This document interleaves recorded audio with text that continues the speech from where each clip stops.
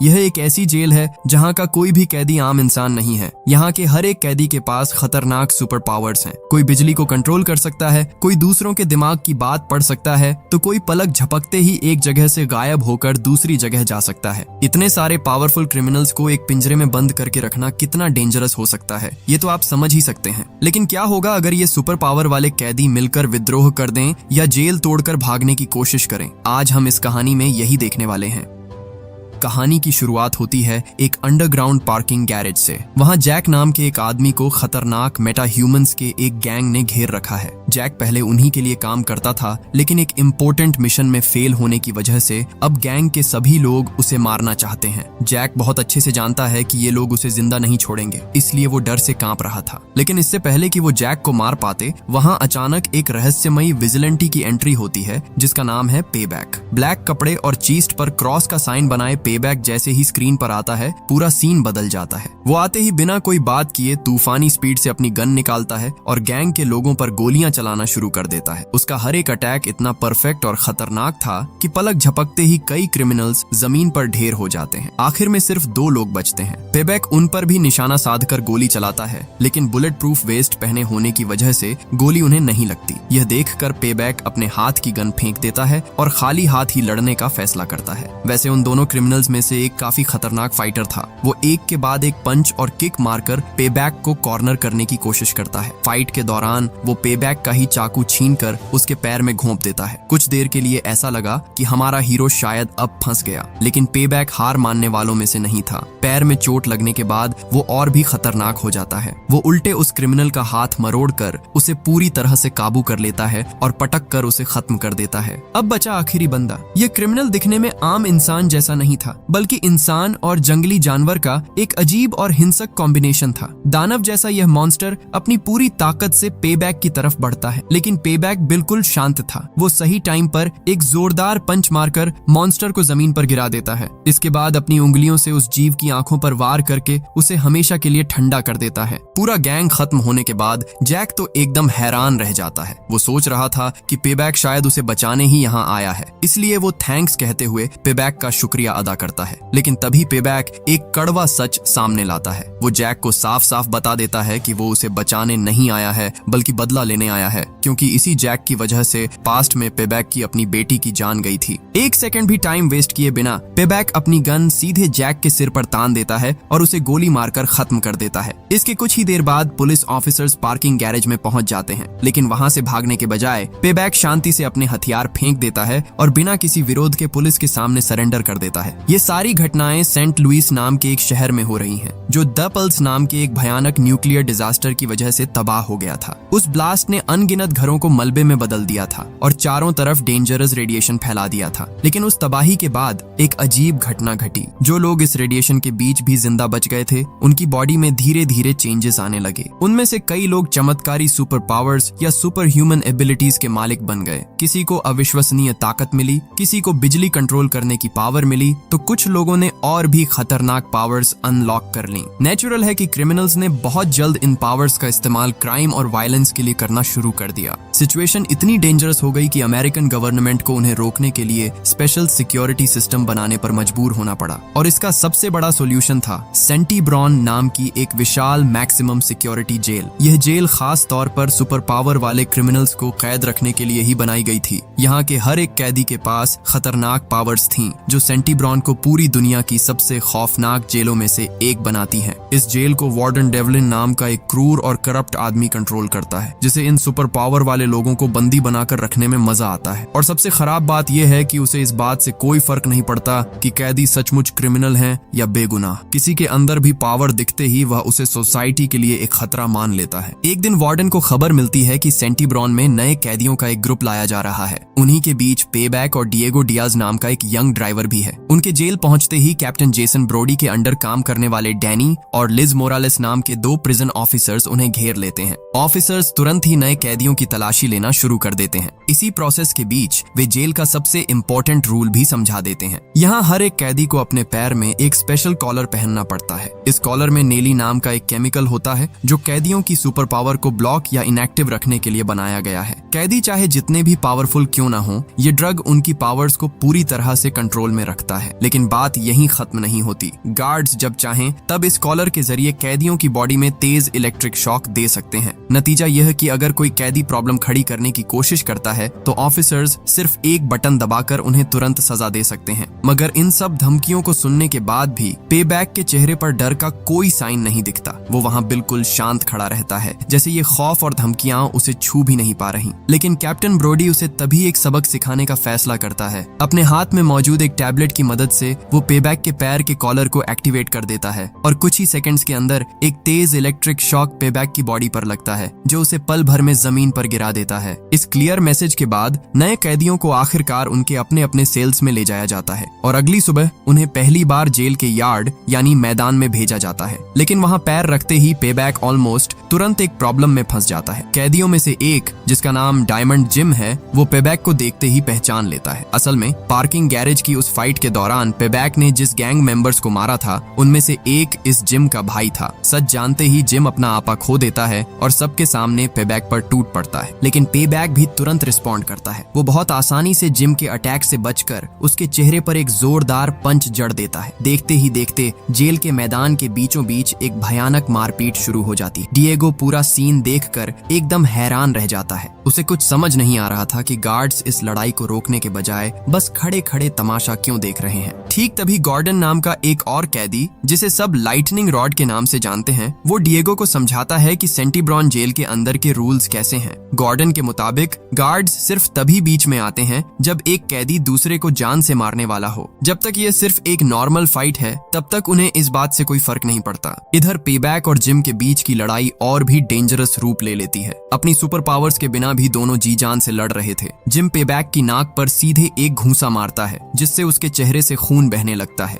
लेकिन लड़ाई रोकने के बजाय पेबैक उस खून से अपने चेहरे पर एक क्रॉस का साइन बनाता है, ठीक वैसा ही जैसा वो अपने कपड़ों पर पहनता था। इसके बाद वो जैसे बिल्कुल पागल हो जाता है। वो जिम पर लगातार अटैक करता है और सबके सामने ही उसे वहीं ढेर करने की धमकी देता है। सिचुएशन हाथ से बाहर जाने से पहले ऑफिसर लेज आखिरकार बीच में आकर खड़ी होती है। कंट्रोल सिस्टम का इस्तेमाल करके वो दोनों कैदियों के कॉलर एक्टिवेट कर देती है और इलेक्ट्रिक शॉक देकर तुरंत फाइट रुकवा देती है। इसके बाद दोनों को घसीटते हुए हॉस्पिटल विंग में ले जाया जाता है। मैदान का माहौल थोड़ा शांत होने पर डिएगो गॉर्डन से बात करना शुरू करता है। चूंकि गॉर्डन सालों से इस खतरनाक जेल में टिका हुआ है, इसलिए डिएगो उससे जानना चाहता है कि वो इतने लंबे समय तक यहाँ कैसे जिंदा रहा। गॉर्डन को इस नए यंग लड़के के लिए थोड़ी हमदर्दी फील होती है, इसलिए वो उसे सेंटीब्रॉन के सबसे इम्पोर्टेंट 4 रूल्स सिखाता है। पहला, अपनी रहने की जगह हमेशा साफ रखना। दूसरा, अपने काम से काम रखना, यानी दूसरों के मामले में टांग मत अड़ाना। तीसरा, कभी खुद से मुसीबत मोल मत लेना। और चौथा, किसी दूसरे कैदी से कभी कुछ उधार मत लेना। इसके बाद गॉर्डन डिएगो को एक और एक्स्ट्रा वार्निंग देता है। जेल में तुम्हारी और कितने दिनों की सजा बची है, यह भूलकर भी कभी किसी को मत बताना। डिएगो बताता है कि उसकी सिर्फ 5 साल की सजा बची है, जिसे सुनकर गॉर्डन उसे तुरंत इस सीक्रेट को छुपाकर रखने की सलाह देता है, क्योंकि सेंटीब्रॉन के ज्यादातर कैदी उम्र कैद काट रहे हैं। अगर उन्हें पता चल गया कि डिएगो के पास एक दिन जेल से बाहर निकलने का मौका है तो वे जलन और गुस्से में डिएगो के दुश्मन बन सकते हैं। ये सब सुनकर डिएगो के मन में पूरी जेल के सबसे खतरनाक कैदी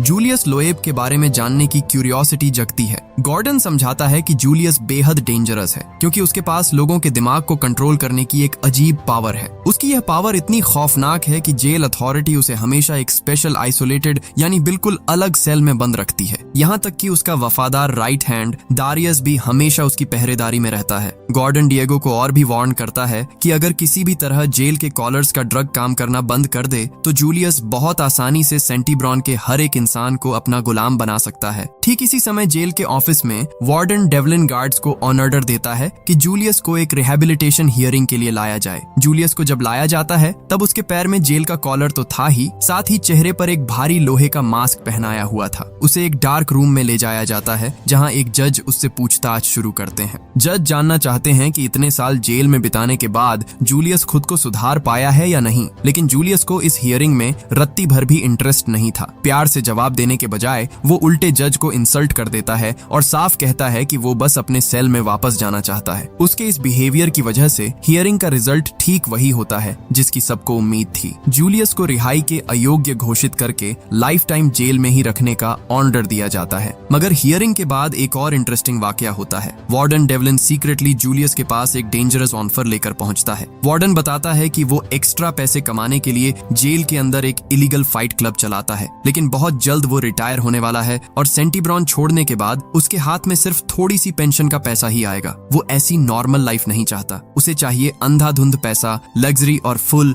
ऐश ओ आराम। और ठीक इसी वजह से उसकी नजर जूलियस के छुपा कर रखे खजाने पर है। पता चलता है कि एक सीक्रेट बैंक अकाउंट में जूलियस के $1 मिलियन लॉक हैं, जिसे सिर्फ जूलियस खुद ही एक्सेस कर सकता है। इसीलिए वार्डन उसे एक डील ऑफर करता है। जूलियस अगर अपने सारे पैसे वार्डन के नाम ट्रांसफर कर दे तो वो यह पक्का करेगा कि जूलियस जेल के अंदर बेहद कंफर्टेबल लाइफ जी सके। लेकिन जूलियस अगर राजी नहीं हुआ तो वार्डन उसे हॉस्पिटल विंग में भेजकर ब्रेन सर्जरी कराने की धमकी देता है, जिससे उसकी सुपर पावर हमेशा के लिए खत्म हो जाएगी। जूलियस समझ जाता है कि उसके सामने असल में कोई दूसरा रास्ता खुला नहीं है, इसलिए वो डील के लिए मान जाता है, लेकिन बताता है कि अकाउंट तक पहुंचने में उसे थोड़ा टाइम लगेगा। वार्डन उसकी यह शर्त मान लेता है और सब कुछ फाइनल करने के लिए उसे अपने रिटायरमेंट के दिन तक का टाइम देता है। हालांकि वो जूलियस को कड़े शब्दों में वार्निंग भी देता है कि वो किसी भी तरह की चीटिंग करने की कोशिश न करे, वरना बाकी की जिंदगी उसे बिल्कुल पावरलेस होकर बितानी पड़ेगी। इधर हॉस्पिटल विंग में मारपीट के बाद डॉक्टर इसाबेल पेबैक का इलाज कर रही थी। ठीक इसी समय डिएगो भी वहां पहुंच जाता है, क्योंकि उसे हॉस्पिटल की सफाई का काम दिया गया था। दुनिया के सबसे खतरनाक क्रिमिनल्स के बीच काम करने के बावजूद डॉक्टर इसाबेल इंसान के तौर पर बहुत ही दयालु और केयरिंग थी। जेल के दूसरे एम्प्लॉयज की तरह न होकर वो हर एक कैदी को रिस्पेक्ट और डिग्निटी के साथ देखती थी। उनके साथ बात करने के दौरान डिएगो अपनी सुपर पावर के बारे में एक सीक्रेट बात शेयर करता है। वो समझाता है कि उसकी पावर असल में फीलिंग्स से जुड़ी है। तेज एम्पैथी के जरिए वो दूसरे इंसानों के इमोशंस और फीलिंग्स को बहुत गहराई से महसूस और अपने अंदर एब्जॉर्ब कर सकता है। सेंटीब्रॉन के बाकी 10 कैदियों की तरह डिएगो बिल्कुल भी हिंसक या डेंजरस नहीं था। सच कहें तो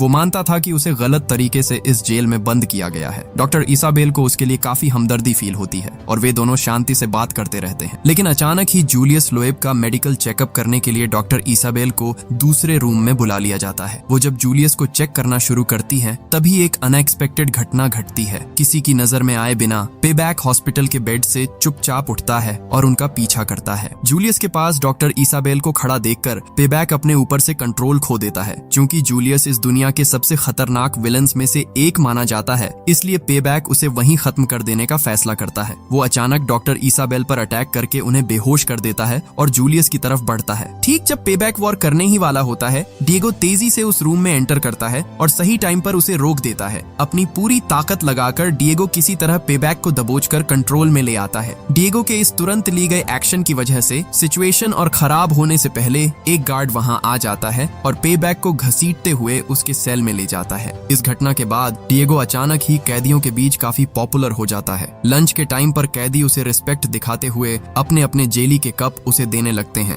जो इस जेल के अंदर एक बहुत बड़ी बात है। कुछ ही देर में गॉर्डन भी उसके पास आता है और डिएगो को कांग्रेचुलेट करता है। वो कहता है कि पेबैक जैसे आदमी के सामने सीना तान कर खड़े होने के बाद सेंटीब्रॉन का अब कोई भी कैदी डिएगो से पंगा लेने की हिम्मत नहीं करेगा। लेकिन इसके बाद एक और अजीब बात होती है। दारियस डिएगो के पास आता है और चुपके से अपनी जेली भी उसके हाथ में थमा देता है। इसके बाद वो डिएगो को बताता है कि जूलियस उससे बात करना चाहता है। डिएगो काफी नर्वस होकर उसका पीछा करते हुए जूलियस के उस आइसोलेटेड सेल में जाता है। वहां पहुंचने पर हॉस्पिटल में अपनी जान बचाने के लिए जूलियस डिएगो को थैंक्स कहता है। वो प्रॉमिस करता है कि एक दिन वो इस एहसान का कर्ज चुकाएगा, लेकिन शर्त सिर्फ एक ही है, सही टाइम आने पर डिएगो को उसकी हेल्प करनी होगी। पहले सेंटीब्रॉन के सबसे खतरनाक कैदी पर भरोसा करने में डिएगो को थोड़ी हिचकिचाहट हो रही थी, लेकिन आखिर में वो जूलियस के इस ऑफर के लिए मान जाता है। इधर जेल के ऑफिस में वार्डन डेवलिन अपनी सेक्रेटरी फेलिसिया की हेल्प से अपनी रिटायरमेंट पार्टी की तैयारियों में बिजी था। इसके कुछ ही देर बाद कैप्टन ब्रोडी ऑफिस में एंटर करता है। तब वार्डन उसे बताता है कि वो इस जेल से हमेशा के लिए विदा होने से पहले जूलियस की छुपाकर रखी उस भारी प्रॉपर्टी को हथियाने का एक सीक्रेट प्लान बना चुका है। लेकिन ब्रोडी सेंटीब्रॉन ब्रॉन के अंदर के इस अनलिमिटेड करप्शन और वायलेंस से सचमुच तंग आ चुका था। वो किसी भी तरह वार्डन के इस गंदे प्लान को सपोर्ट नहीं कर पा रहा था, इसलिए बिना कोई बात किए वो चुपचाप वहां से चला जाता है। दूसरी तरफ फेलिसिया भी वार्डन के ऐसे बिहेवियर से बेहद इरिटेट होती है। वो वार्डन को वार्न करते हुए कहती है कि अगर अथॉरिटी को किसी भी तरह पता चल गया कि वो क्या कर रहा है तो वो बहुत बड़ी मुसीबत में फंस सकता है। लेकिन वार्डन इन सब बातों की रत्ती भर भी परवाह किए बिना उल्टे कहता है कि इस काम में उसे फेलिसिया की हेल्प चाहिए। वार्डन बहुत अच्छे से जानता था कि उसके रिटायरमेंट के बाद फेलिसिया सेंटी ब्रॉन की अगली सुपरवाइजर बनना चाहती है, इसलिए वो फेलिसिया को 2 लिफाफे दिखाता है। पहले लिफाफे में एक रिकमेंडेशन लेटर था जो उसे नई सुपरवाइजर बनने में हेल्प करेगा, और दूसरे लिफाफे में उसके खिलाफ ऑर्डर्स न मानने के कुछ झूठे आरोपों के पेपर्स थे। वार्डन का मैसेज बिल्कुल क्लियर था, फेलिसिया अगर उसकी हेल्प करेगी तो उसका फ्यूचर सेफ रहेगा, और अगर वो राजी नहीं हुई तो वार्डन उसका पूरा करियर बर्बाद कर देगा। फेलिसिया अपने बॉस की इस गंदी चाल को बहुत अच्छे से समझ जाती है, लेकिन वो यह सोचकर आखिरकार हेल्प करने के लिए मान जाती है कि एक बार सुपरवाइजर बनने के बाद वो सेंटी ब्रॉन की इस पुरानी सूरत को बदल पाएगी और जेल में काफी सुधार कर सकेगी। कुछ दिनों बाद गॉर्डन को उसकी अपनी रिहैबिलिटेशन हियरिंग के लिए बुलाया जाता है। पूरे 10 साल जेल में बिताने के बाद गॉर्डन बेहद ईमानदारी से जज से कहता है कि उसने खुद को पूरी तरह बदल लिया है और वो लाइफ में एक दूसरा मौका चाहता है, लेकिन जज उसकी बातों पर भरोसा नहीं करते। वो कहते हैं कि गॉर्डन के जेल में रहने के इस पूरे टाइम में अच्छे या बुरे किसी भी तरह से अलग से कभी वो अथॉरिटी की नजरों में नहीं आया। ये बात सुनकर गॉर्डन अपने गुस्से पर कंट्रोल नहीं रख पाता। वो भड़क कर कहता है कि वो अपने क्राइम के लिए पहले ही काफी सजा भुगत चुका है और अब वो सिर्फ अपनी आजादी वापस चाहता है। अनफॉर्चुनेटली गॉर्डन के इस अचानक फूटे गुस्से ने सब कुछ बर्बाद कर दिया। जज तुरंत उसकी रिहाई की अपील को खारिज कर देते हैं और उसे कुछ और साल जेल में ही बिताने का ऑर्डर देते हैं। पूरी तरह टूटे हुए दिल के साथ गॉर्डन कैफेटेरिया में वापस आता है और फुल डिप्रेशन और निराशा में एक कोने में चुपचाप टेबल पर बैठ जाता है। डिएगो, जो अब किचन में काम कर रहा है, वो आगे आकर अपने इस दोस्त को दिलासा देने की कोशिश करता है, लेकिन ठीक उसी मोमेंट पर दारियस अचानक उनकी टेबल की तरफ बढ़ता है और सीक्रेटली गॉर्डन के हाथ में एक अजीब चाबी थमा देता है। चाबी देखते ही गॉर्डन समझ जाता है कि ये असल में जूलियस लोएब के बनाए किसी सीक्रेट प्लान का ही हिस्सा है। इसके कुछ ही देर बाद डिएगो जब किचन में अपने काम पर वापस चला जाता है, तब गॉर्डन चुपचाप अपनी जैकेट खोलता है और चाबी से अपने पैर में लगे कॉलर को अनलॉक कर लेता है और तुरंत ही कॉलर बंद हो जाता है। इसका मतलब ये था कि नेली नाम का वो ड्रग अब उसकी सुपर पावर को रोककर नहीं रख पा रहा था। कई सालों के बाद गॉर्डन को आखिरकार अपनी सुपर ह्यूमन एबिलिटी वापस मिल जाती है, लेकिन कुछ भी डेंजरस करने से पहले वो आखिरी बार डिएगो के पास जाता है और इस जेल में बिताए दिनों के दौरान इतना अच्छा दोस्त बनकर रहने के लिए उसे थैंक्स कहता है। गॉर्डन को अचानक ऐसी इमोशनल बातें करते देख डिएगो थोड़ा कंफ्यूज हो जाता है। उसे लग रहा था कि गॉर्डन जैसे पहले से ही जानता है कि कुछ बहुत बड़ा होने वाला है। इसके बाद गॉर्डन जेल के एक गार्ड की तरफ मुड़ता है और उसे इंसल्ट करना शुरू कर देता है। वो साफ तौर पर गार्ड को फाइट के लिए उकसा रहा था। गुस्से में आया ऑफिसर उसे सजा देने के लिए उसकी तरफ बढ़ता है, लेकिन गॉर्डन ठीक इसी मोमेंट का वेट कर रहा था। बेहद तेज चाल चलते हुए वो पास के एक लैंप से बिजली का तार झटके से खींचकर तोड़ देता है और उसे सीधे गार्ड की बॉडी पर चिपका देता है। वो करंट सीधे गॉर्डन की अपनी बॉडी में एंटर करता है। इस भारी मात्रा की पावर का प्रेशर जेल का पावर सिस्टम झेल नहीं पाया, जिसकी वजह से पूरा जनरेटर पल भर में ओवरलोड हो जाता है। अचानक पूरी जेल अंधेरे में डूब जाती है और बिजली का कनेक्शन कट जाता है। सीसीटीवी कैमरे बंद हो जाते हैं, यहाँ तक कि कैदियों के पैर के इलेक्ट्रिक कॉलर्स भी काम करना बंद कर देते हैं और इस तरह गॉर्डन एक बार फिर पूरी तरह से लाइटनिंग रॉड में बदल जाता है। इसके बाद गार्ड्स कुछ समझ पाते इससे पहले ही वो कैफेटेरिया से रफू चक्कर हो जाता है। इस ब्लैकआउट की वजह से पूरी जेल के अंदर हड़कंप मच जाता है। गार्ड्स चूंकि कॉलर के जरिए कैदियों को शॉक नहीं दे पा रहे थे, इसलिए कई कैदी इस मौके का फायदा उठाने लगते हैं। जेल के मैदान में डायमंड जिम और उसकी गैंग ने सोचा कि पे बैक पर दोबारा अटैक करने का यही बेस्ट चांस है, लेकिन एक और खूनी जंग शुरू होने के ठीक पहले जेल का बैकअप जनरेटर अचानक चालू हो जाता है। गार्ड्स तेजी से कॉलर्स का कंट्रोल वापस पा लेते हैं और कैदियों को तेज इलेक्ट्रिक शॉक देकर अपनी अपनी जगह शांत होने पर मजबूर कर देते हैं। सिचुएशन कंट्रोल में आने के बाद ऑफिसर्स को कैफेटेरिया के अंदर उस गार्ड की डेड बॉडी मिलती है। वे समझ जाते हैं कि इस मर्डर और जेल की बिजली काटने के पीछे गॉर्डन का ही हाथ था। ये खबर तुरंत वार्डन डेवलिन के कानों तक पहुंचती है। वो बुरी तरह भड़क जाता है और सारे गार्ड्स को ऑर्डर देता है कि किसी भी कीमत पर गॉर्डन को अभी के अभी ढूंढ कर निकाला जाए। इधर गॉर्डन भागकर हॉस्पिटल विंग में जाकर छुप जाता है। वहाँ की एक खिड़की के पास खड़े होकर वो बाहर की धूप की तरफ देखता रहता है और अपने आप से शांति से कहता है कि वो आखिरकार फिर से आजाद होने वाला है। लेकिन उसकी यह आजादी ज्यादा टाइम तक टिक नहीं पाई। ऑफिसर लिज मोरालेस अचानक उस रूम में एंटर करती है और गॉर्डन को निशाना बनाकर एक जोरदार पंच मारती है जो उसे जमीन पर गिरा देता है। वो तुरंत वार्डन से कांटेक्ट करके बताती है कि उसने भागे हुए कैदी को ढूंढ निकाला है। ठीक तभी वार्डन उसे एक खौफनाक ऑर्डर देता है। जेल के एक ऑफिसर का मर्डर करने की सजा के तौर पर वो लिज को कमांड देता है कि गॉर्डन को वहीं के वहीं जान से मार दिया जाए। लिज ये सुनकर दंग रह जाती है क्योंकि वो किसी कैदी को इस तरह अपने हाथों से खत्म नहीं करना चाहती थी, लेकिन वार्डन उस पर लगातार प्रेशर बनाता है और अपना ऑर्डर मानने के लिए मजबूर करता है। मजबूर होकर लिज अपने कॉम्बैट ग्लव्स पहन लेती है और गॉर्डन के सिर पर एक के बाद एक कई वार करती है जब तक कि वो मर नहीं जाता। अगले दिन जेल के अंदर अपने इकलौते सच्चे दोस्त को खोने के बाद डिएगो पूरी तरह से टूट जाता है। इस भारी डिप्रेशन और उदासी के बीच उसे अपनी वाइफ का एक फोन कॉल आता है। उसकी वाइफ उसे बताती है कि बाहर की लाइफ दिन ब दिन बहुत मुश्किल होती जा रही है और अकेले उनकी बेटी को पालना अब उसके बस की बात नहीं रही। डिएगो उसे शांत करने की कोशिश करता है और प्रॉमिस करता है कि अपनी सजा जल्दी खत्म करके घर लौटने के लिए वो अपनी तरफ से पूरी कोशिश कर रहा है। लेकिन उसकी वाइफ बेहद दुखी होकर ये मानती है कि वो और कितने दिन उसका इस तरह वेट कर पाएगी ये वो खुद भी नहीं जानती। डिएगो इस बात पर कुछ और कहता इससे पहले ही ऑफिसर लिज उनके कॉल को बीच में ही काट देती है और डिएगो को वार्डन डेवलिन से मिलाने के लिए ले जाती है। वार्डन डिएगो को सॉलिटरी कन्फाइनमेंट वाले एरिया में ले जाता है। वहाँ वो डिएगो को एक ऐसी कन्फाइनमेंट दिखाता है जिसका इस्तेमाल कैदियों को सबसे बेरहम तरीके से सजा देने के लिए किया जाता है। वार्डन का इशारा बिल्कुल साफ था, डिएगो अगर उसकी बात नहीं सुनेगा तो उसे भी इसी नर्क में बंद होना पड़ेगा। इसके बाद वार्डन अपना असली सवाल पूछता है। वो जानना चाहता है कि जूलियस लोएब अचानक डिएगो में इतना इंटरेस्ट क्यों ले रहा है। डरे और नर्वस लहजे में डिएगो समझाता है कि उसने बस हॉस्पिटल विंग में जूलियस की जान बचाई थी और इसी वजह से जूलियस ने उसकी तरफ दोस्ती का हाथ बढ़ाया है। सब सुनने के बाद वार्डन डिएगो को एक डेंजरस काम सौंपता है। अब से डिएगो को सीक्रेटली जूलियस पर जासूसी करनी होगी और वो जो कुछ भी पता लगाएगा उस सब की रिपोर्ट वार्डन को आकर देनी होगी और डिएगो अगर यह काम करने से मना करता है तो उसे एक लंबे टाइम के लिए उस अंधेरी कन्फाइनमेंट में सड़ने के लिए डाल दिया जाएगा। हमेशा की तरह डिएगो के सामने कोई दूसरा रास्ता नहीं था, इसलिए वो सिर झुकाकर ऑर्डर मान लेता है। इसके बाद के कुछ दिन जेल की लाइफ फिर से नॉर्मल रूटीन पर चलने लगती है, लेकिन पर्दे के पीछे जूलियस लोएब सीक्रेटली अपने उस मिस्टीरियस प्लान का जाल बुन रहा था। एक सुबह जूलियस अपने एक आदमी के जरिए पेबैक के सेल में चुपके से एक टैटू बनाने वाली सुई भिजवाता है। पेबैक नहीं जानता था कि यह किसने भेजी है, लेकिन उसने इस बात पर ज्यादा दिमाग भी नहीं लगाया। उल्टे वो उस सुई से अपनी बॉडी पर एक बड़ा सा क्रॉस का टैटू बनाने लगता है, ठीक वैसा ही क्रॉस का साइन जैसा वो हमेशा अपने कपड़ों पर रखता था। टैटू बनाने का काम पूरा करके पेबैक जेल के मैदान में आता है और सीधे डायमंड जिम को ढूंढना शुरू कर देता है। ये साफ था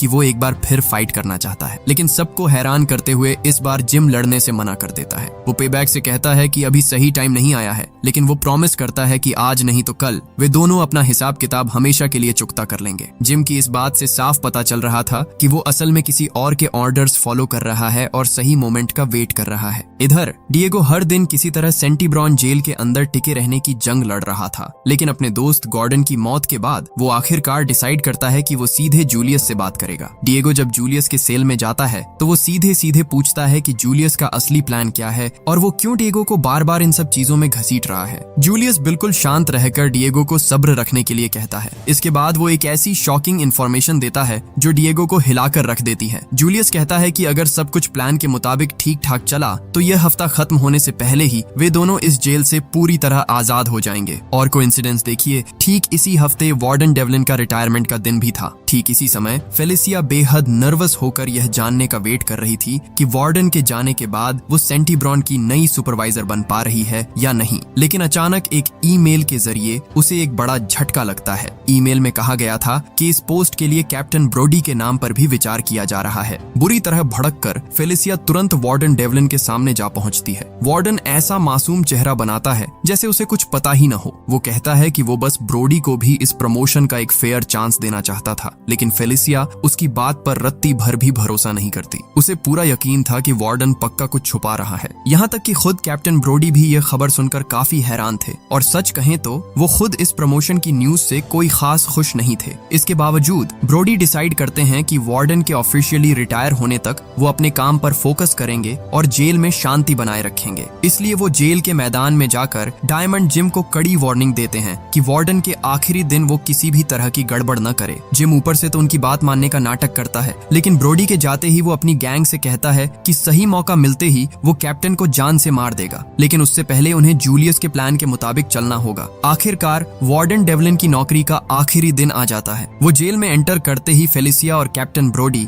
दोनों को अपने ऑफिस में बुलाता है। इसके बाद वो अपना फाइनल डिसीजन सुनाता है। फेलिसिया को पूरी तरह हैरान करते हुए ब्रोडी को सेंटी ब्रॉन का नया सुपरवाइजर चुन लिया जाता है। फेलिसिया अंदर से बिल्कुल टूट जाती है, क्योंकि वो दिल से मानती थी कि इस पोस्ट के लिए वही सबसे ज्यादा डिजर्विंग थी। फुल डिप्रेशन और गुस्से के साथ वो चुपचाप ऑफिस से बाहर निकल जाती है। सच तो ये है कि प्रमोशन मिलने के बाद ब्रोडी खुद भी काफी अनकंफर्टेबल फील कर रहे थे, लेकिन वार्डन डेवलिन के पास अब किसी की फीलिंग्स की परवाह करने का टाइम नहीं था। वो अपनी आखिरी चाल चलने के लिए सीधे जूलियस के सेल की तरफ निकल पड़ता है। वार्डन जूलियस के हाथ में उसके बैंक अकाउंट से जुड़ा एक टैबलेट थमा देता है, ताकि जूलियस आखिरकार अपने छुपाकर रखे करोड़ों रुपए वार्डन के अकाउंट में ट्रांसफर कर सके। ठीक इसी समय जेल के मैदान में पेबैक एक बार फिर डायमंड जिम के सामने जाकर खड़ा हो जाता है और उसे फाइट के लिए उकसाता है। इस बार जिम भी राजी हो जाता है। दोनों एक और खूनी लड़ाई के लिए रेडी हो जाते हैं। सिचुएशन को डेंजरस होते देख लिज और कैप्टन ब्रोडी तेजी से कैदियों के इलेक्ट्रिक कॉलर्स को एक्टिवेट करने की कोशिश करते हैं,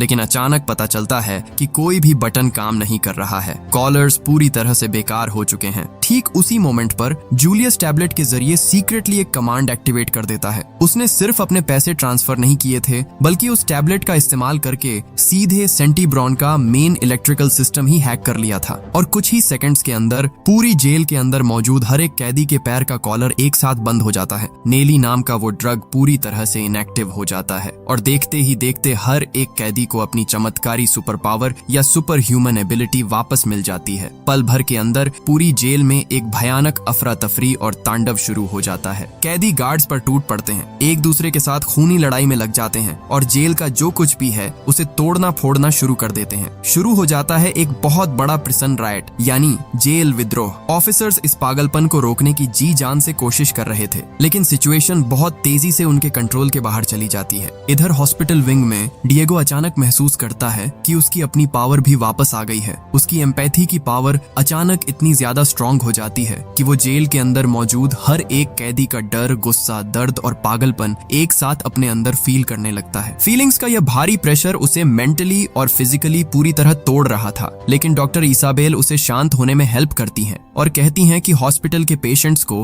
अब सेफ्टी की जरूरत है। डिएगो उनकी हेल्प करने के लिए राजी हो जाता है। डॉक्टर इसाबेल और एक सिक्योरिटी गार्ड को साथ लेकर वो हॉस्पिटल के कॉरिडोर यानी बरामदे को ब्लॉक कर देता है, ताकि कोई भी डेंजरस कैदी हॉस्पिटल के अंदर न घुस सके। ठीक इसी समय जूलियस के सेल के अंदर क्या चल रहा है यह जानने के लिए फेलिसिया वार्डन डेवलिन से कांटेक्ट करती है। वो बताती है कि किसी ने जेल का मेन सिस्टम हैक कर लिया है और सब कैदियों की सुपर पावर को फ्री कर दिया है। वार्डन सिचुएशन को संभालने के लिए तभी उस रूम से बाहर निकलने की कोशिश करता है, लेकिन वहाँ एक बहुत बड़ी गड़बड़ हो जाती है। सेल का दरवाजा बाहर से लॉक हो गया था। असल में जूलियस ने सब कुछ एकदम परफेक्टली प्लान किया था। उसने सिर्फ कॉलर्स ही बेकार नहीं किए थे, बल्कि सेंटी ब्रॉन के हर एक इलेक्ट्रॉनिक सेल का दरवाजा भी अनलॉक कर दिया था। नतीजा यह कि अब हर एक डेंजरस कैदी बिल्कुल आजाद था। कुछ ही मिनटों में यह तांडव पूरी जेल में फैल जाता है। लेजर पावर, टेलीकाइनेसिस, आग कंट्रोल करने की पावर के साथ साथ और भी कई खतरनाक एबिलिटीज वाले कैदी उनके सामने जो आ रहा था सब तबाह करने लगते हैं। कई गार्ड्स पलक झपकते ही अपनी जान गंवा देते हैं, तो कई लोग अपने ही सेलमेट्स यानी साथ रहने वाले कैदियों के जरिए मारे जाते हैं। पूरी जेल की व्यवस्था एकदम चरमरा जाती है। इधर डायमंड जिम आखिरकार अपनी पूरी पावर वापस पा लेता है। उसकी बॉडी एक विशाल मॉन्स्टर में बदल जाती है, जिसके पास अनलिमिटेड ताकत और ऑलमोस्ट न टूटने वाली स्किन थी। यहाँ तक कि पेबैक भी उसके साथ लड़ने में लाचार दिख रहा था। जिम खाली हाथ की लड़ाई में पेबैक को बेरहमी से हरा देता है और उसे जमीन पर पटक देता है। वो जैसे ही पेबैक को खत्म करने वाला होता है, ठीक तभी एक और कैदी पीछे से जिम पर अटैक कर देता है, लेकिन मॉन्स्टर जैसी ताकत वाले जिम ने उस अटैक को भाव तक नहीं दिया। वो अपनी भयानक ताकत का इस्तेमाल करके एक झटके में उस कैदी की गर्दन मरोड़कर उसे जान से मार देता है। मगर इस थोड़े से टाइम के डिस्ट्रैक्शन का फायदा उठाकर पेबैक वहां से किसी तरह भागकर अपनी जान बचाने में कामयाब हो जाता है। पास ही एक जगह पर कैप्टन ब्रोडी और बाकी बचे हुए ऑफिसर्स मजबूर मजबूरी में इस दंगे को कंट्रोल करने की कोशिश कर रहे थे।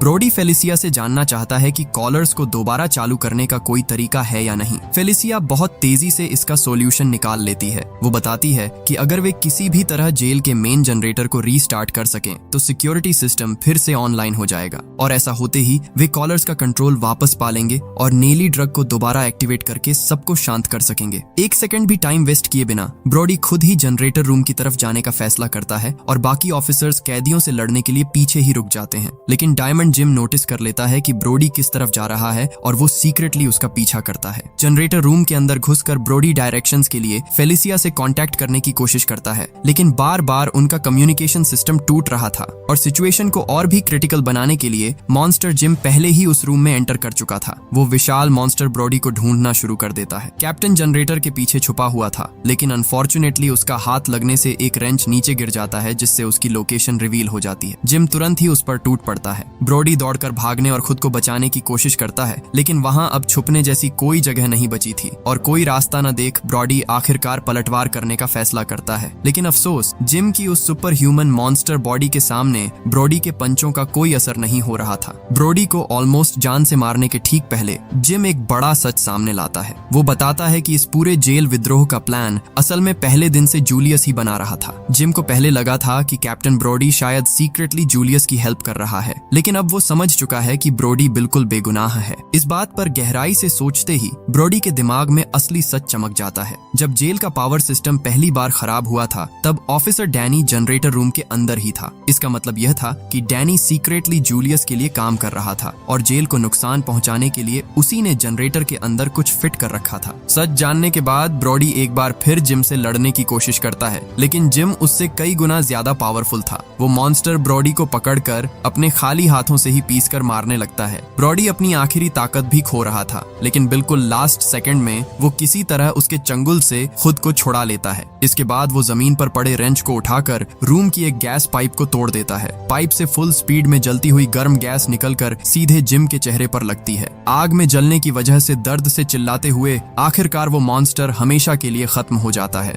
जिम के मरने के बाद ब्रोडी तेजी से जेल का मेन जनरेटर रीस्टार्ट करता है। पावर सिस्टम फिर से ऑनलाइन हो जाता है और गार्ड्स धीरे धीरे जेल का कंट्रोल वापस पाने लगते हैं। लेकिन जूलियस का प्लान अभी खत्म होने से बहुत दूर था। इधर उस लॉक सेल के अंदर जूलियस बिल्कुल शांत रहकर वार्डन से कहता है कि उसके पिटारे में अभी एक आखिरी चाल बची है और तभी उसकी असली सुपर पावर का सीक्रेट खुलता है। जूलियस सिर्फ लोगों का दिमाग कंट्रोल नहीं करता, बल्कि वो चाहे तो अपनी चेतना या आत्मा को किसी दूसरे इंसान की बॉडी में ट्रांसफर भी कर सकता है। कुछ ही सेकंड्स के अंदर जूलियस वार्डन डेवलिन के साथ अपना दिमाग अदल बदल कर लेता है। अचानक असली वार्डन खुद को जूलियस की बॉडी के अंदर बंद पाता है। वो कुछ समझ पाता इससे पहले ही वार्डन की बॉडी के अंदर मौजूद जूलियस उसे एक जोरदार पंच मारकर बेहोश कर देता है। अब पूरी तरह से वार्डन के भेष में मौजूद जूलियस बिल्कुल शांत रहकर गार्ड्स को ऑन ऑर्डर देता है कि सेल का दरवाजा खोलें और अंदर के कैदी को घसीटते हुए सॉलिटरी कन्फाइनमेंट यानी काल कोठरी में डाल दें। गार्ड्स बिना कोई सवाल किए उसके ऑन ऑर्डर को फॉलो करते हैं।